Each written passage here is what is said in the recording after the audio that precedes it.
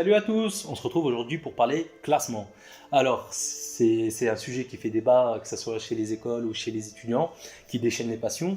Et aujourd'hui, on va en discuter, on va analyser à travers une série de 3 vidéos chaque classement qui existe. Donc ici, aujourd'hui, on va étudier le classement de l'usine nouvelle. Dans les 2 prochaines vidéos, ceux de l'étudiant et du Figaro. Alors pour analyser ce classement-là, on s'est basé sur notre expérience et sur les avis que l'on a récoltés auprès d'étudiants. Donc on va donner notre avis, sûrement qu'il y aura des choses que vous ne serez pas d'accord, et il faudra le mettre en commentaire pour que l'on puisse en discuter, parce que c'est quelque chose qui est quand même important, car beaucoup d'étudiants se basent sur ça pour faire leur choix, et c'est un critère qui est quand même important, et on ne peut pas leur en vouloir. Mais il faut soulever les questions que posent ces classements-là, et c'est ce qu'on va tenter de faire aujourd'hui. Donc l'usine nouvelle a utilisé 2 sources. La première, celle de la CTI. La CTI qui est la commission des titres de l'ingénieur. Et ensuite, elle s'est chargée aussi, c'est louable, d'aller vérifier les données auprès des écoles, ce qui est très bien. Et par contre, on est allé sur la CTI, et déjà dès le départ, on a rencontré un petit problème. Eh bien, par exemple, on a pris la première école qui venait, et là c'était Centrale Supélec. Et lorsqu'on regarde le nombre total d'apprenants diplômés qui est de 909, et lorsqu'on regarde le nombre de personnes qui ont répondu en fait au sondage, pour le salaire, là, ici par exemple, il est seulement de 260. Donc, c'est quand même basé sur un petit échantillon, et malheureusement, en fait, c'est le cas pour la plupart des écoles, parce qu'il y a un manque de coordination entre les écoles et les diplômés. Et souvent, les diplômés n'ont pas envie de répondre à un sondage très long. Et donc, c'est un travail que les écoles doivent faire pour obtenir de meilleures data. En data science, si vous voulez avoir le meilleur modèle, il vous faut un max de data. Et donc là, ici, baser la réputation d'une école sur un aussi petit échantillon, c'est moyen, c'est moyen. Mais bon, c'est pas de la faute de ceux qui ont fait le classement, hein, mais il faut travailler dessus. Ensuite, donc, l'usine nouvelle a utilisé 4 critères pour faire son classement. Le premier des critères, l'international, qui est coefficienté 35. Le deuxième critère, c'est l'insertion, coefficienté 30. Le troisième critère, qui est la recherche, coefficienté 25. Et enfin, le dernier critère, l'entrepreneuriat, qui est coefficienté 10. Alors là, ici, le décor est posé, le niveau des élèves, on s'en fiche. Nous, c'est les attentes des entreprises. C'est ce que dit la rédactrice en chef de l'usine nouvelle. Et elle dit qu'elle s'est basée sur ce qui se passe dans l'école et ce qui se passe après. C'est ce que l'on va essayer de vérifier. Et nous aussi, de notre côté, on a fait un petit travail, on a sondé les étudiants. On a sondé 400 étudiants. Et donc ce n'est pas assez, il faut être critique, hein. Il n'y a pas 400 étudiants en France, mais il faut être critique des choses, et ça nous servira juste seulement à illustrer notre propos, notre analyse. Et là, lorsque l'on regarde en fait les critères les plus importants dans ce que l'on a fait, dans le sondage qu'on a fait, eh bien le critère le plus important qui apparaît, c'est quand même l'insertion, ce n'est pas l'international. Donc mettre un aussi gros coefficient pour l'international, je ne sais pas si c'est pertinent. Mais, et en plus, lorsqu'on voit le positionnement du critère international dans cette étude-là, donc on a le droit de se poser des questions sur la pertinence de donner autant de poids à l'international. Mais on va étudier tout ça. Donc maintenant, on va voir le classement général. Donc son top 10, il est composé de plusieurs écoles. Et il ne suffit pas d'être un expert pour voir qu'ici, il y a des écoles moins réputées, qui ne sont pas à la place qu'on leur attribue à chaque fois. Et donc voilà, donc on peut se poser des questions, mais en observant les critères, après avoir analysé tout ça, ce n'est pas surprenant. Et donc on a récupéré 2 études comparatives par rapport au classement. Donc le premier des tableaux ici compare le classement des écoles par rapport aux 3 classements, donc celui d'étudiants, les Unes Nouvelles et le Figaro. Et ce qu'on a pu remarquer, c'est que même pour des écoles assez renommées, eh bien, il existe des gaps de classement entre ces différents classements. Et bien, par exemple, si on prend le cas de Centrale Lille, pour l'usine nouvelle, il est classé 39e. Mais pour l'étudiant et le Figaro, Centrale Lille est classé 17e et 15e. De même, pour les arts et métiers, qui est classé 54e dans l'usine nouvelle, elle est classée 17e dans l'étudiant et 17e au Figaro. Et enfin, AgroParité, qui est quand même classé 69e à l'usine nouvelle, est classé 22e chez l'étudiant et 20e au Figaro. Et aussi, ce qui est frappant quand même au premier abord, c'est que certaines écoles n'ont pas communiqué leurs données. Et c'est le cas aussi pour de très grosses écoles comme Super Héros ou encore Mines Saint-Etienne. Donc voilà, déjà on a le droit de se poser des questions, donc c'est normal, c'est normal. Et ensuite, ce deuxième tableau montre la variabilité de ce classement suivant les années. Donc j'ai mis en surbrillance ici les variations suivant les années. Donc le CE par exemple a gagné 18 places cette année par rapport à l'année dernière. Centrale Marseille a gagné 28 places par rapport à l'année dernière. L'UTT a gagné 25 places par exemple. Et donc, là encore, c'est surprenant quand même. Mais en fait, lorsque vous analysez profondément les critères et sous-critères, vous comprenez pourquoi. Et c'est ce qu'on va voir ici. C'est parti. Donc pour le premier critère qui est l'international, lorsqu'on regarde le top 10. Donc lorsqu'on regarde le top 10, encore une fois, on voit des écoles qui ne sont pas à la place qu'on leur attribue d'habitude. Et en plus c'est prédominé par des écoles post-bac. Donc une question peut se poser, pourquoi ? Donc on a un avis qui est peut-être que en France, ces écoles-là ne sont pas assez valorisées, et donc pour avoir une chance, ils vont à l'international. Parce qu'à l'international, il faut le dire très clairement, les écoles françaises ne sont pas valorisées. On est à la ramasse, il faut le dire clairement. Je veux dire que tu viennes de Limoges ou de Polytechnique, c'est la même chose. Et donc, ils trouvent des jobs à l'international. Donc ça peut être une des raisons de ce classement-là. Mais on va analyser les sous-critères. Et donc maintenant, on va regarder le critère international et ses sous-critères.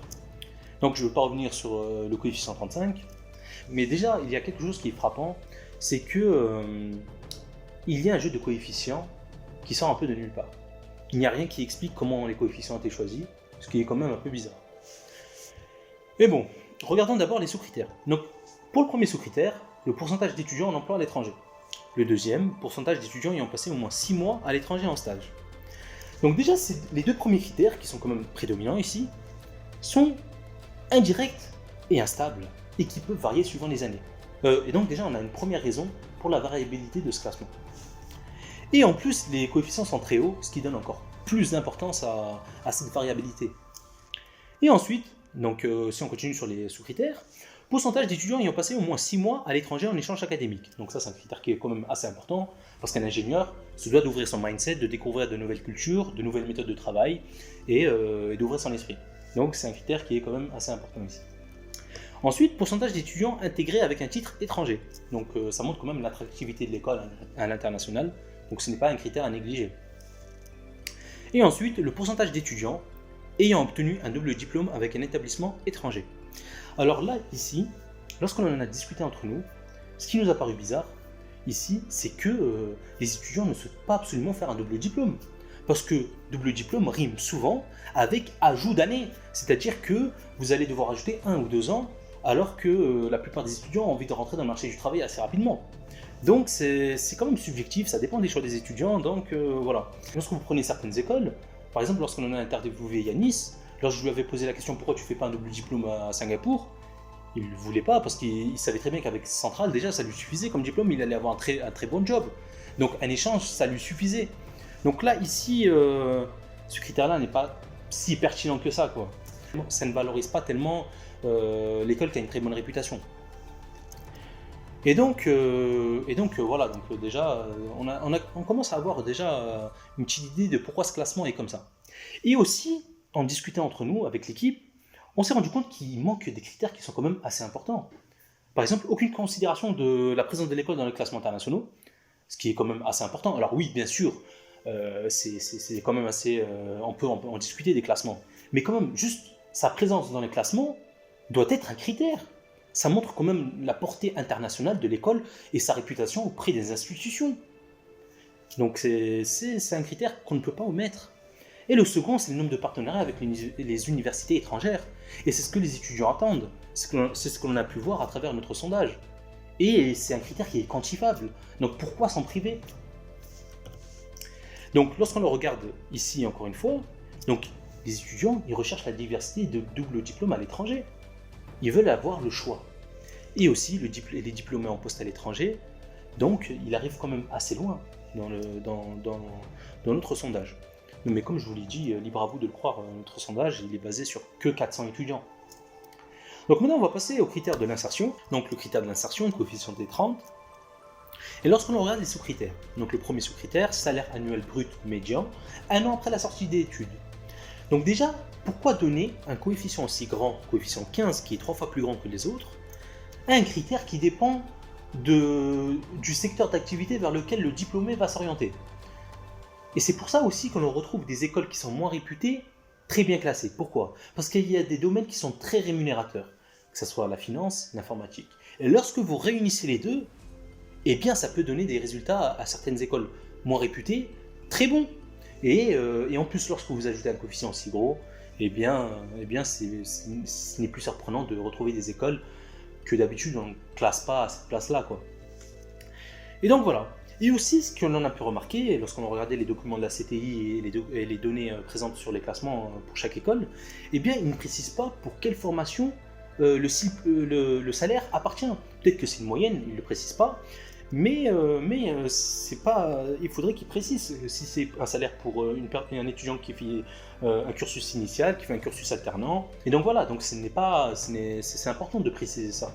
Et aussi, comme on l'a vu par la suite, hein, c'est un tout petit échantillon qu'on prend ici, comme je vous l'ai montré au départ. Donc, donner un coefficient aussi gros à un petit échantillon qui est pris, je ne sais pas si c'est pertinent. Ensuite, pourcentage de diplômés de l'avant-dernière promotion en CDI, pourcentage de diplômés ayant trouvé un emploi en moins de 2 mois. Et bien là, ici, ces deux critères sont corrélés. Et pour ceux qui se connaissent un peu en data science, souvent on essaye de ne pas avoir des datas qui sont corrélées pour avoir le meilleur modèle possible.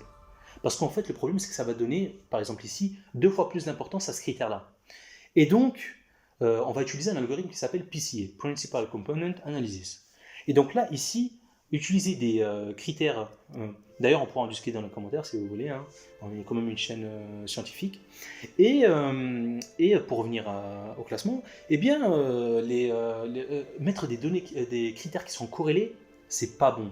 En data science, des critères corrélés, bien souvent, ça ne donne pas un bon modèle. Et on essaye justement, en utilisant l'algorithme de PCA, eh bien, d'améliorer notre modèle en supprimant les données corrélées. Donc là, ici, c'est un problème quand même. Et ensuite, c'est quand même un choix très subjectif des choix des diplômés. Il y a plein de secteurs dans lesquels vous allez vous orienter, par exemple le luxe, lorsque vous allez rentrer dans une maison de LVMH, par exemple, la plupart des personnes qui travaillent dans ces maisons-là signent en CDD. Et c'est le contrat qui est prédominant en fait dans ce secteur-là. Et donc tout va dépendre en fait du choix qui est quand même très subjectif des étudiants. Donc voilà quoi, on peut se poser des questions sur la pertinence de ces critères. Et ensuite, la durée obligatoire des stages en entreprise dans le cycle ingénieur. Donc ça c'est comme évident, c'est important, c'est très important les stages pour découvrir le monde du travail. Et après en avoir discuté avec l'équipe, on s'est rendu compte que, ce qui est quand même incroyable, qu'ils n'ont pas pris en compte le réseau des alumni. Mais à travers le réseau des alumni, vous avez énormément d'offres, énormément d'opportunités qui vous sont ouvertes. Tous les jours, on reçoit des dizaines d'offres de la part des alumni. On ne peut pas omettre ça. Alors, me diriez-vous, comment on peut introduire les alumni dans un classement? C'est quantifiable. Ce qui peut être intéressant, c'est de faire le rapport entre les diplômés et les diplômés qui adhèrent à l'association des alumni. Donc c'est un critère qui est quantifiable et pourquoi s'en passer? C'est quand même assez important. Et le pire, c'est que ça offre des opportunités énormes. Donc maintenant, on va passer aux critères de la recherche. Donc 3 critères. Le premier des critères, pourcentage d'enseignants ou intervenants ayant une activité de recherche, pourcentage de diplômés partis en thèse, nombre de thèses effectuées sous la responsabilité d'un personnel de l'école lors de la dernière année civile. Donc là, ici, c'est un avis qui est quand même assez subjectif. Pourcentage de diplômés partis en thèse, c'est un critère quand même subjectif. Pourquoi? Parce que ça dépend des étudiants et de la politique de l'école. Parce que si l'école te pousse à aller faire de la recherche, vous prenez l'ENS, la plupart des étudiants vont en recherche, vous allez à la centrale, c'est pas la même chose. Donc voilà, c'est quand même assez... ça dépend vraiment de la politique de l'école et des étudiants. Et aussi, il y a quelque chose qui manque vraiment, c'est l'excellence des recherches, que l'on peut mesurer par le nombre de publications dans des revues scientifiques spécialisées, et c'est quantifiable, donc il ne faut pas s'en passer. Et également, aussi la renommée des professeurs dans leur milieu de prédilection. Il y a des concours, il y a des prix qui sont donnés à des professeurs, eh bien il faut les valoriser, parce qu'on peut les valoriser. Et c'est à travers ça aussi qu'une école rayonne, c'est à travers les professeurs qu'elle a. Donc c'est des critères qu'il ne faut pas omettre à notre sens. Enfin, le critère de l'entrepreneuriat, donc il y a 2 critères. Nombre d'ingénieurs issus de l'école soutenus dans la création d'entreprise par l'incubateur ces 5 dernières années, et le pourcentage d'étudiants entrepreneurs dans les intégrés. Donc là, encore une fois, c'est très subjectif, hein, et ça dépend des étudiants. Mais aussi, ce qui aurait été intéressant de prendre en compte, et qui montrerait la puissance dans l'école, dans l'entrepreneuriat, c'est les sommes allouées pour les projets des étudiants qui veulent se lancer dans l'entrepreneuriat, qui ont une idée de projet, et aussi le nombre d'entreprises qui n'ont pas stoppé 1 an ou 2 ans après être entrées chez l'incubateur, ou encore le nombre de projets suivis par l'incubateur. Ce sont des critères quantifiables et qui revêtent quand même une grosse importance. Donc les omettre, c'est dommage, c'est dommage. Donc pour conclure, on a soulevé des points. Si ça se trouve, vous n'allez pas être d'accord avec certains points avec nous, d'autres vous allez être d'accord, mais c'est à travers notre expérience, à travers le sondage qu'on a fait avec les étudiants, que l'on a déduit tout ça. Mais par contre, il y a quelque chose qui je pense, va mettre tout le monde d'accord, c'est qu'on ne peut pas classer des écoles d'ingénieurs qui sont différentes, qui sont spécialisées, qui sont généralistes. Il y a même des écoles généralistes spécialisées. Donc, classer des écoles qui ne font pas la même chose, ce n'est pas possible. Les classements, on n'est pas en train de classer des écoles de commerce qui proposent à peu près les mêmes formations. On classe des écoles d'ingénieurs. Ce qui aurait été pertinent, ça aurait été de classer des écoles par secteur et de les catégoriser comme classe A, classe B, classe C, classe D. Pourquoi toujours vouloir numéroter les écoles? Ça n'a pas de sens, surtout quand elles ne proposent pas les mêmes formations. Et donc là, il y a 2 questions que l'on peut se soulever ici. Eh bien, c'est: dois-je arrêter mes études en classe préparatoire pour aller dans une école plus accessible, qui est meilleure? Et comment utiliser ce classement? C'est ce qu'on va tenter de répondre ici. Donc pour la première question, c'est un grand non. Pourquoi? Si vous allez dans une classe préparatoire et que vous entrez dans une école post-prépa qui est bien réputée, lorsque vous regardez le COMEX, donc le comité de direction des grandes entreprises ou des entreprises en général, eh bien c'est bien souvent des personnes qui viennent d'écoles qui sont réputées. Et donc, bien sûr, vous pouvez toucher un très bon salaire en rentrant dans une école post-bac, mais vous allez subir, surtout en France, en fait, un blocage pour monter, un blocage qui voilà, c'est très spécifique à la France, hein. Je ne dis pas que c'est bien, hein. Franchement, je pense même que ça ferme des portes à des personnes qui ont le potentiel pour faire des grandes choses. Mais c'est la réalité des choses. C'est la réalité des choses en France. Si tu ne viens pas d'une école bien réputée, tes perspectives de carrière sont quand même amoindries par rapport à quelqu'un qui vient d'une école très réputée. Lorsque vous regardez les PDG du CAC 40, la plupart ils viennent de l'X ou de HEC, et il y a quelques écoles qui se démarquent, que quelques petites écoles qui se démarquent, mais toujours des écoles très réputées. Et donc voilà. Vous devez vous poser la question, mais alors comment on choisit une école qui est bien réputée? Eh bien, pour choisir une école qui est bien réputée, regardez déjà son classement sur SCI. Donc, est-ce qu'elle est difficile à avoir ou pas? Si le rang est quand même très bas, donc il faut être parmi les top 100 ou top 200, eh bien c'est une école quand même qui est quand même très difficile à avoir et qui est quand même très réputée, et ça montre quand même le prestige de l'école. Mais après, comme je le dis encore une fois, tout dépend de vous, si vous êtes ambitieux ou pas. Donc voilà. Et ensuite, pour la deuxième question, comment utiliser ce classement? Donc pour utiliser ce classement-là, c'est que vous devez vous concentrer en fait plutôt sur les données. Prenez les écoles qui vous intéressent, vous regardez les données, et suivant les données, eh bien, vous pesez le pour et le contre, et comme ça vous pouvez vous faire votre avis. Nous on a utilisé aussi, on vous présente ici encore une fois le sondage que l'on a fait avec les étudiants, et des critères sont donnés ici, et on peut remarquer que les critères que les classements choisissent, bien souvent ne sont pas si pertinents que ça. On l'a montré, après c'est à notre sens bien sûr, hein. Vous pouvez ne pas avoir le même avis que nous, mais à notre sens, il y a certains critères qui ne sont pas pertinents. Donc, pour conclure, on a essayé de soulever quelques points. Vous n'allez sûrement pas être d'accord avec nous, mais ce qu'il faut bien noter ici, c'est que suivant votre ambition, suivant ce que vous voulez faire plus tard, il faut faire très attention à ces classements. Bien regarder comment ils sont faits pour avoir une idée bien claire de comment je dois prendre en compte ce classement. Et c'est ce qu'on a essayé de faire aujourd'hui. Nous, on attend vos commentaires, qu'on puisse en discuter avec vous, comment on peut améliorer les choses. Aussi également, je refais cet appel-là, que ce soit aux écoles ou aux diplômés, il faut que vous nous donniez de la data, il faut que vous nous donniez des données pour que les étudiants soient quand même aient de bonnes informations pour pouvoir faire leur choix. Avoir aussi peu de données pour faire des classements, c'est compliqué, très compliqué. Et on ne peut pas juger. Et c'est pour ça que bien souvent des étudiants se trompent en faisant leur choix, malheureusement. Et voilà, donc c'est les messages qu'on aimerait bien passer. Donc on va se retrouver pour la prochaine vidéo, donc pour le classement du Figaro, on va en discuter ensemble. Et si vous aimez notre contenu, n'hésitez pas à vous abonner et on se retrouve pour la prochaine vidéo. A plus!